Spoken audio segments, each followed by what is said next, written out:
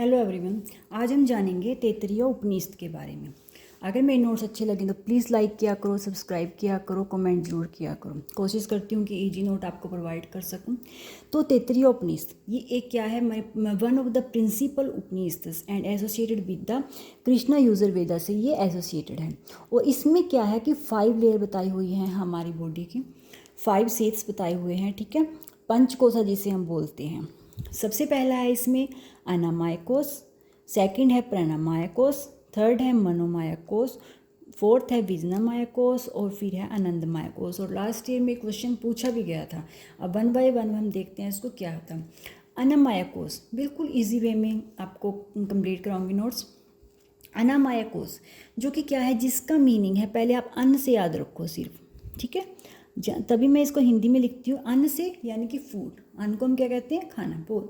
तो ये क्या है, अन्न है कि फूड, और माया होती है जो भी हम बने हुए हैं, जिस माया में हम उलझे हुए हैं, तो फूड सीड। तो इसको हम किससे, एक वर्ड से अगर हम इसको करेंगे तो वो होगा फूड सीड। कि खाने से आप याद रखना, अन्नमय कोश होता है कि वो बॉडी का वो पार्ट जो हमें बाहरी रूप से दिखता है, जिसको हम टच कर सकते हैं, जिसको हम खा के अपने में एक है ना खा रहे हैं हम सारा दिन, जिसको हम पालन पोषण कर रहे हैं, वो होता है अन्नमय कोश।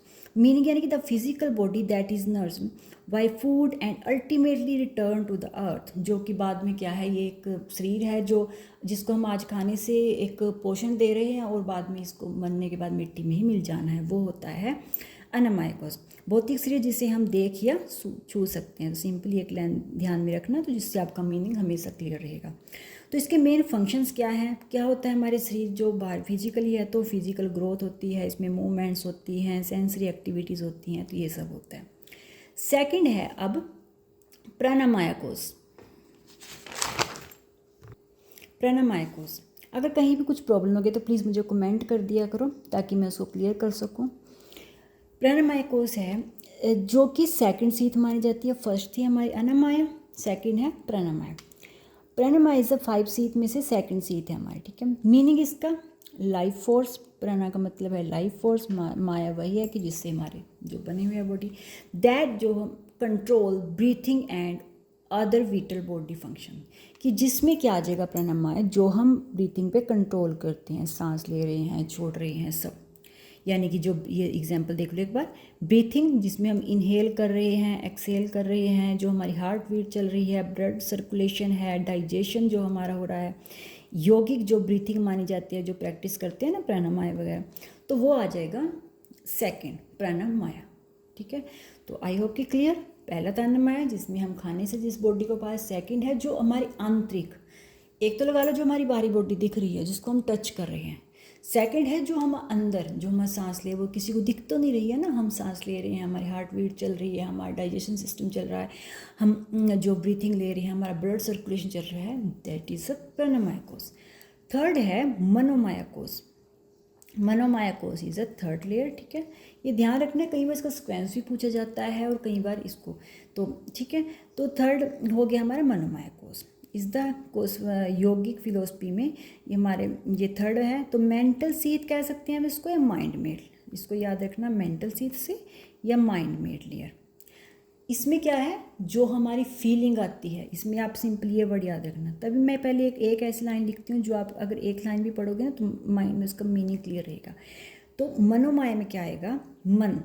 सिंपली आप मन से याद रखना। मन में क्या होता है, हमारे विचार होते हैं, हमारे थॉट्स होते हैं, हमारी फीलिंग्स होती हैं, तो वो है थॉट्स, इमोशंस, फीलिंग, डिज़ायर, हमारी मेमोरीज, तो दैट इज़ अ मनोमय कोश। और सिंपल एक्सप्लेनेशन समझे, if the body is the instrument, कि अगर हमारी बॉडी क्या है, इंस्ट्रूमेंट है, जो हमने पढ़ा अन्नमय में। एंड द ब्रीथ इज, और ब्रीथ क्या है, हमारी एनर्जी है, प्राणायाम। थर्ड इज मनोमय, क्या हुआ फिर, is the kosha is the realm of the thought, जो कि जिसमें थॉट्स हैं, जिसमें इमोशंस हैं, विचार एक्सपे, जिससे हम एक्सपीरियंस करते हैं, अपने संसार को देखते हैं, इमोशन से ही हम देखते हैं। हम अगर एक दूसरे से हमारे आज रिलेशंस हैं वो इमोशन से, फीलिंग्स से ही जुड़े हुए हैं, तभी हम जा रहे हैं, किसी से मिल रहे हैं, हम एक वर्ड को एक्सपीरियंस कर रहे हैं, अच्छे बुरे का। तो when you are perceive something through your senses, the manomaya kosha interprets and respond it emotionally physical, ठीक है। तो जहाँ पर हम क्या है, कुछ भी परसीव कर रहे हैं, समथिंग, कुछ भी हम ले रहे हैं, परसीव कर रहे हैं सेंसेस के द्वारा, और तो फिर क्या है कि जो हम इमोशनली और फिजिकली उसका रिस्पॉन्स दे रहे हैं, सॉरी मैं इमोशनली और साइकोलॉजिकली जो हम उसका रिस्पॉन्स दे रहे हैं वो होता है, ठीक है। आई होप कि clear. Next step for vijnana mayakosha. Vijnana mayakosha is a intellectual sheath, wisdom layer, जो कि बुद्धि से रिलेटेड है। इंटेलेक्ट आप बुद्धि से याद रखना सिंपली, जो बुद्धि से रिलेटेड है।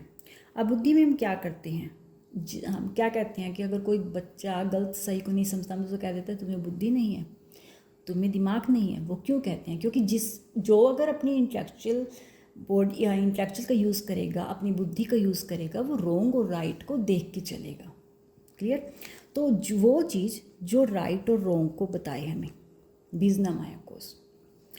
ईगो सेंस, जिसमें हमारे ईगो सेंस होती है, जिसको हम अहंकार भी कहते हैं, वो भी हमारे इसी में होता है, ठीक है जी। क्योंकि फीलिंग, जहाँ पर हम आई फीलिंग आइडेंटिटी, हम खुद को कहते हैं कि मैं, जहाँ पर अपनापन मैं आ जाता है कि मैं ये कर लूँगा, मैं वो करूँगा, मैं ये नहीं करूँगा, वहाँ पर हम गलत भी हो सकते हैं और सही भी हो सकते हैं, ठीक है। वहाँ भी हमें सेल्फ रिस्पेक्ट भी हो सकती है, हमारी ईगो भी आ सकती है, वहाँ पे हमारा अहंकार भी आ सकता है। तो वो सब है बिजना मायाकोस में।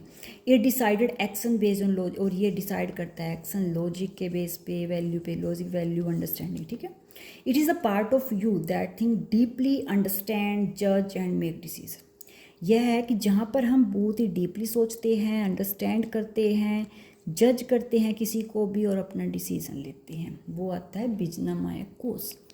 बिल्कुल इजी वे में बता रही हूँ कि आई होप कि प्लीज़ अगर मुझे कमेंट जरूर कर दिया करो अगर नोट्स अच्छे लगे। मैं मानती हूँ कि अगर मेरी वीडियो में कुछ क्वालिटी नहीं है, क्योंकि मुझे इतना कुछ इसका आइडिया नहीं है, मैं सिंपली कोशिश करती हूँ कि मैं हाथ से नोट बनाऊँ, बिल्कुल इजी लाइन आपके लिए छांट कर कोई नोट आपके लिए, सिंपल सा नोट आपके लिए डिफाइन करूँ ताकि वो ईजिली आपको याद रहे, बिल्कुल अपनी लैंग्वेज में, ठीक है। आनंद मायाकोस, लास्ट में आनंद, आनंद से याद रखना ब्लिस, ब्लिस सीट से, ठीक है। आनंद माया, आनंद कहाँ मिलता है हमें? खुशी, परमानंद की प्राप्ति कहते हैं ना जिसको। आनंद, हम तो ये सोचते हैं हम पार्टी कर ली, हमने घूम लिया फिर लिया, वो आनंद होता है।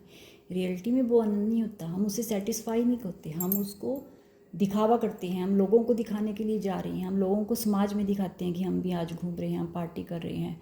वो रियल इन्जॉयमेंट नहीं है, आप कभी देखना। लेकिन आनंदमय होता है जब हमें किसी की कोई परवाह नहीं है, हमें जो दिल से खुशी मिल रही है, जहाँ हमें ये नहीं है, किसी से जेलसी नहीं है, किसी का हमें कोई प्रॉब्लम नहीं है, कोई कुछ करे, जहाँ हम रिलैक्स हैं, सेटिस्फाई है, जहाँ हमें लगता है कि हाँ हमारे पास बहुत कुछ है, हम सेटिस्फाई है, वो होता है आनंदमय कोष। डीप पीस, जिसे हम कह सकते हैं कि डीप शांति, सर्टिफिकेशन है जिस इंसान को, जैसे हम कह देते हैं महात्मा वगैरह होते हैं, ठीक है। स्टिलनेस बियॉन्ड थॉट, इंटेलेक्ट, जहाँ, ठीक है, जो कि हमारे विचारों बुद्धि से परे। डीप मेडिटेशन जिसमें होता है जब भगवान में मन जुट जाता है ना, ये तो नहीं कहूँगी ये सिर्फ यह है कि कोई आत्मा परमात्मा मिलन हो गया, लेकिन जहाँ पर हम एक सेटिस्फाई हो जाते हैं उस टाइम पीरियड तक, ठीक है। मोमेंट ऑफ प्योर हैप्पीनेस, जहाँ पर हम असली खुशी का महसूस करते हैं विदाउट रीजन, बिना किसी रीजन के हम इंजॉय में हैं, हमें कोई टेंशन नहीं है क्योंकि हम सेटिस्फाई हैं।